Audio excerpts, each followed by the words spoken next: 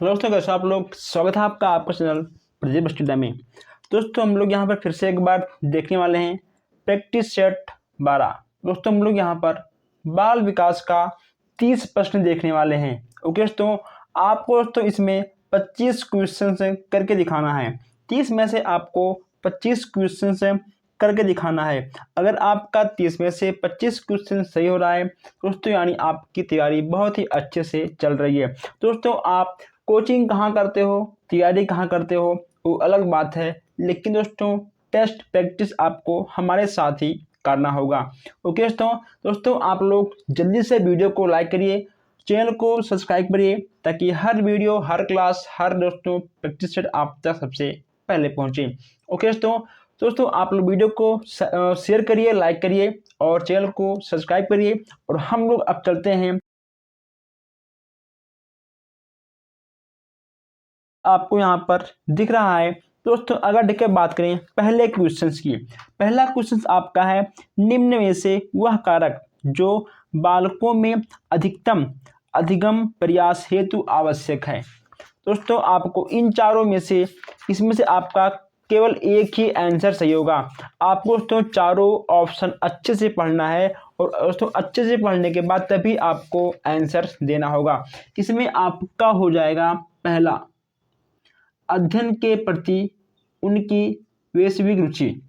अगर किसी भी बालक में रुचि जागृत है तभी वह अच्छे से अधिगम कर पाएगा दोस्तों, तभी वह कुछ भी सीख पाएगा। अगर उसके अंदर रुचि नहीं है तो वह दोस्तों सीखने में असमर्थ रहेगा। अब यहाँ हम देखते हैं क्वेश्चन नंबर 2। कोई बालक जैसे जैसे बड़ा होता है उसमें रुचि संबंधित प्रवृत्तियां विकसित होती हैं। दोस्तों इसमें आपका क्या होगा, दूसरे में दोस्तों आपका होगा सेकंड दोस्तों, यानी आपका नियमित रूप से। दोस्तों नियमित रूप, अगर बालक जैसे जैसे बड़ा होगा दोस्तों वैसे वैसे ही नियमित रूप से उसमें कुछ विकास होते रहेंगे। ओके दोस्तों, वह कुछ न कुछ नया सीखता रहेगा, लेकिन दोस्तों नियमित रूप से। ठीक है दोस्तों, जो काम होगा बालक के अंदर नियमित रूप से होगा। अब यहाँ देखते हैं हम तीसरा क्वेश्चन है, अमूर्त वस्तुओं के विषय में बच्चा कब सोचता है। यानी दोस्तों अमूर्त वस्तुओं के विषय में बच्चे कब सोचना प्रारंभ करते हैं, किस अवस्था में, पूर्ण बाल्यावस्था में, पूर्ण किशोरावस्था में या फिर किशोरावस्था में। इन चारों में से आपको बताना है। दोस्तों आप इसको नोट कर लीजिए, नोट लिखकर दोस्तों, क्योंकि यहाँ से क्वेश्चन आपके जरूर आएंगे। पूर्ण किशोरावस्था में बालक अमूर्त वस्तुओं के विषय में सोचने लगता है। अमूर्त मतलब देखिए दोस्तों, इसमें आपका मूर्त, इसमें आपका मूर्त और अमूर्त है। ओके दोस्तों, इसमें आपका मूर्त और अमूर्त दो टाइप का होता है। मूर्त मतलब दोस्तों जो दिखाई ना दे, और अमूर्त मतलब होता है, ठीक है, जो दिखाई दे। ओके दोस्तों, या फिर इसका उल्टा होगा। आप लोग कमेंट बॉक्स में जरूर इसका आंसर देंगे। अब यहाँ तो हम बात करते हैं क्वेश्चन नंबर 4 की। ओके दोस्तों, अब यहाँ बात करते हैं हम क्वेश्चन नंबर 4 की। चौथा आपका है मौलिकता का गुण निम्न में से किन बालकों में पाया जाता है। मौलिकता का गुण निम्न में से किन बालकों में पाया जाता है। इसमें तो आपका हो जाएगा आंसर नंबर आपका 3 बिल्कुल सही हो जाएगा। वे बालक जो सृजनशीलता का गुण रखते हैं, वे बालक जो सृजनशीलता का गुण रखते हैं, उन बालकों में मौलिकता का गुण पाया जाता है। अब यहाँ देखते हैं हम 5वां क्वेश्चन है, जब शिक्षार्थियों की संख्या अधिक हो तो किस प्रकार के प्रश्नों द्वारा उनका मूल्यांकन किया जाता है। दोस्तों 5वां आपका हो जाएगा दूसरा, यानी वस्तुनिष्ठ प्रश्न। 5वें में आपका दूसरा बिल्कुल सही हो जाएगा। अब यहाँ हम देखते हैं क्वेश्चन नंबर 6, संज्ञानात्मक विकास को किसने सामाजिक ज्ञान मीमांसा के रूप में स्वीकार किया है। दोस्तों संज्ञानात्मक विकास को किसने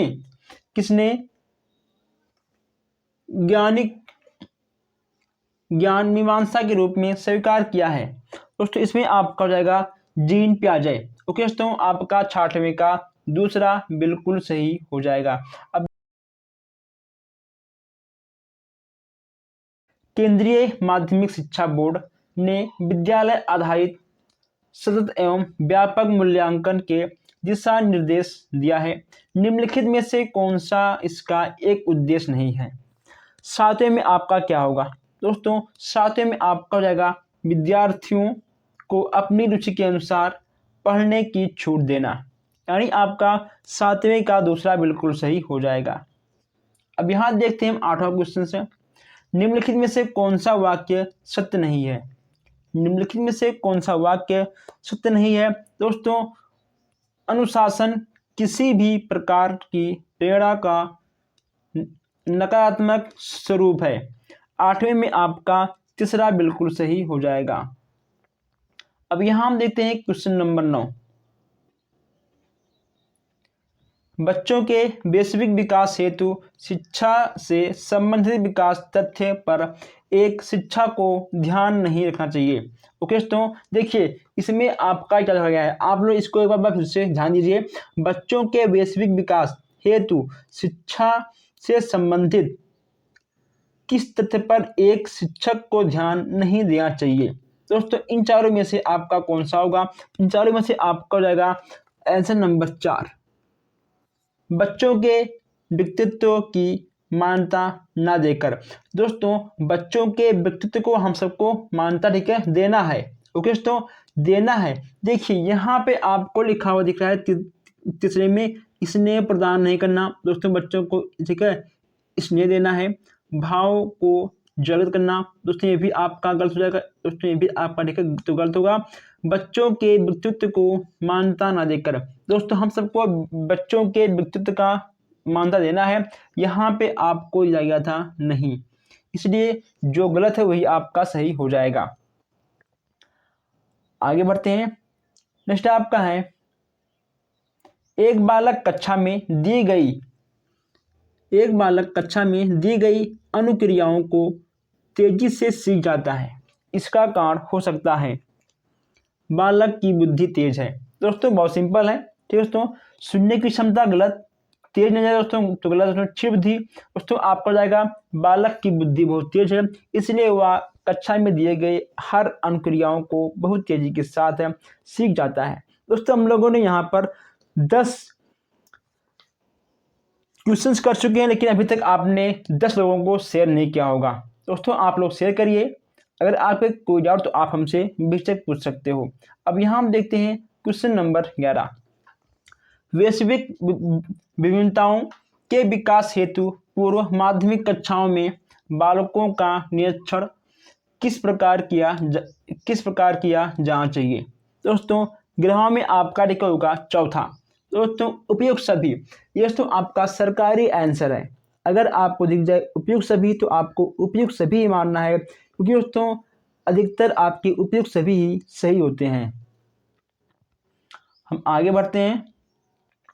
अब यहाँ हम देखते हैं क्वेश्चन नंबर 12, आप एक शिक्षक होने के नाते अपनी कक्षा की छात्रों का शिक्षण कैसे करेंगे? दोस्तों, आप एक शिक्षक हो। अब आप शिक्षक होने के नाते आप कक्षा की छात्राओं का शिक्षण कैसे करेंगे? दोस्तों, बहुत सिंपल है। छात्रों पर आंशिक टिप्पणी करके, जिससे कि वे स्वयं को विशिष्ट ना समझें। ओके दोस्तों, इसमें आपका दूसरा बिल्कुल सही हो जाएगा। दोस्तों, टिप्पणियां देकर दोस्तों ये भी आपका हो जाएगा। दोस्तों, इसके साथ साथ आपका दोस्तों पहला भी आपका सही होगा, कक्षा के छात्रों से अलग कर उन्हें घर के काम बंधों की जानकारी देना। दोस्तों, उसके बाद सभी छात्र और छात्राओं को समान रूप से शिक्षण व्यवस्था देना करेंगे। दोस्तों, इसमें आपका उपयुक्त सभी यानी आपका ब्राह्मण का चौथा बिल्कुल सही हो जाएगा। ब्राह्मण का आपका चौथा बिल्कुल सही हो जाएगा। ओके दोस्तों, चलिए दोस्तों एक मिनट दोस्तों, इसमें क्या कहा गया है, एक मिनट। आप एक शिक्षक होने के नाते आपकी कक्षा के छात्रों का शिक्षण कैसे करेंगे?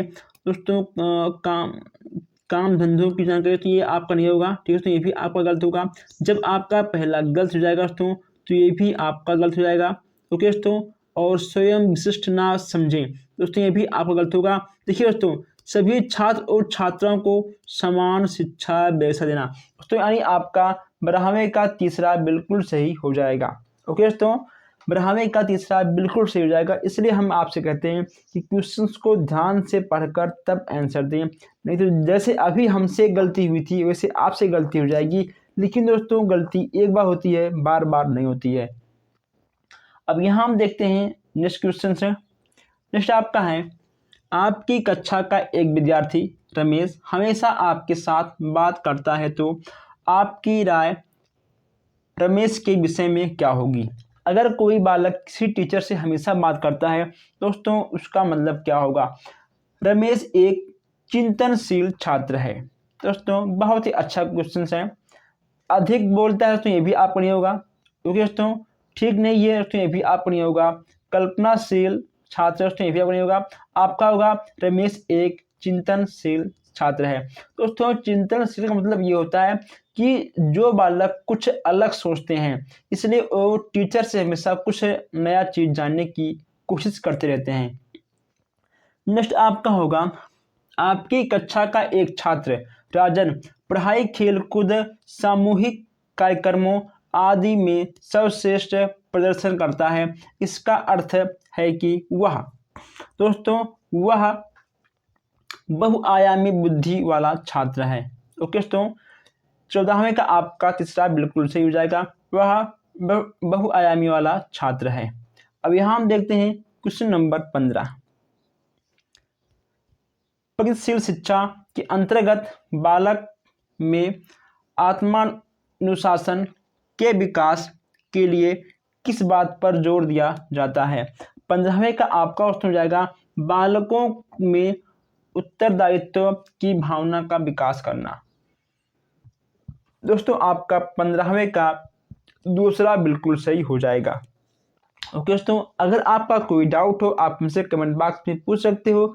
आप क्वेश्चन नंबर लिखिए, हम उसे आपको विस्तार से समझा देंगे।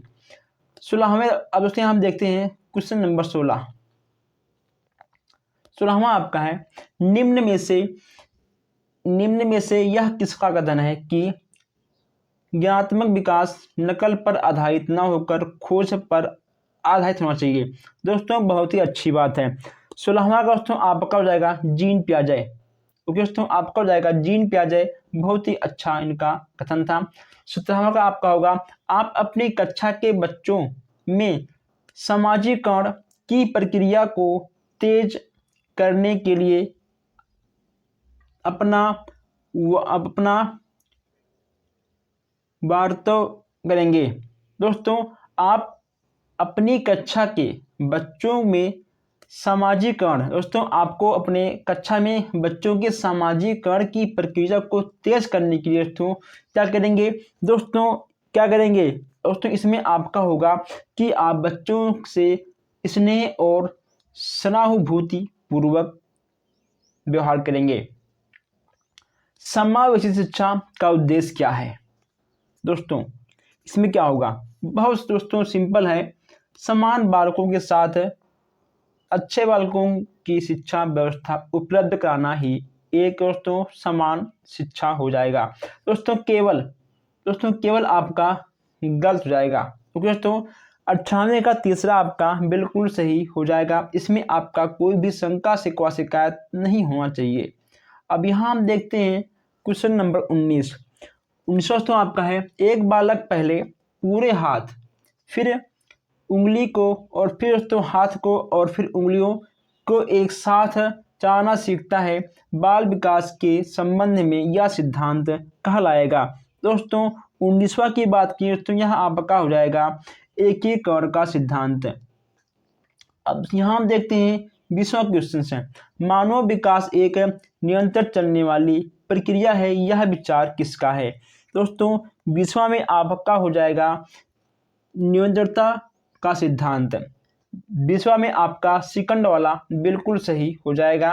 दोस्तों हम लोग यहाँ पर 20 क्वेश्चन देख चुके हैं। दोस्तों आप लोग चैनल को फिर से एक बार शेयर कर दीजिए, ताकि जो भाई बहन छूट रहे हैं वो भी आकर अपना टेस्ट कर लें। अब यहाँ हम देखते हैं 21 क्वेश्चन है, 21वां क्वेश्चन है। एकल अभिभावक वाले बच्चे को पढ़ाते समय शिक्षक को इस तथ्य को अनदेखा करना चाहिए और ऐसे बच्चों के साथ अन्य बच्चों के समान व्यवहार करना चाहिए। 21वां का आपका दूसरा बिल्कुल सही हो जाएगा। अब यहाँ हम बात करते हैं 22 का। प्रतिभाशाली बच्चों के संदर्भ में संवर्धन का अर्थ है। दोस्तों इसमें आपका क्या होगा, इसमें आपका हो जाएगा कि ऐसे विद्यार्थियों को वर्तमान स्तर ग्रेड को छोड़कर अगले उच्च ग्रेड में प्रमोट करना चाहिए दोस्तों, ठीक है दोस्तों, प्रोन्नत करना चाहिए दोस्तों। यानी जो प्रतिभाशाली बच्चे हैं दोस्तों उनके नंबर को ना दोस्तों देखकर हमें उन्हें प्रमोट करना चाहिए ताकि वो थोड़ा सा आगे बढ़ सके। अब यहाँ हम देखते हैं 23 क्वेश्चन है। बच्चों के लिए मुक्त एवं अनिवार्य शिक्षा अधिनियम 2009 में अनिवार्य शब्द का अर्थ क्या है? अनिवार्य शब्द का अर्थ क्या है ये आपको बताना है दोस्तों।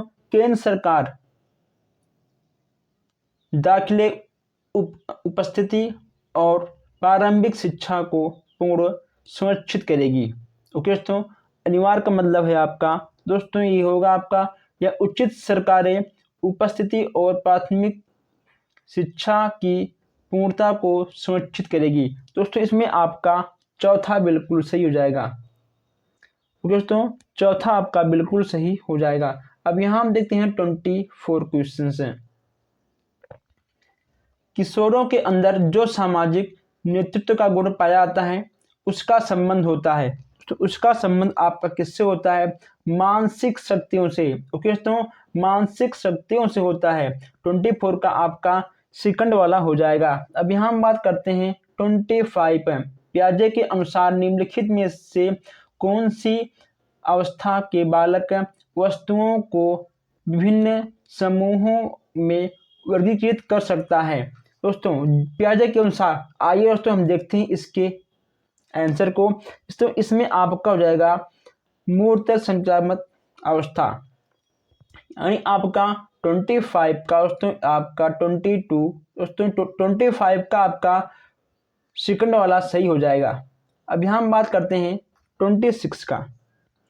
शिक्षण में संपूर्ण उपागम की संतुष्टि जाती है दोस्तों, संतुष्टि जाती है क्योंकि दोस्तों इसमें क्या होगा, यह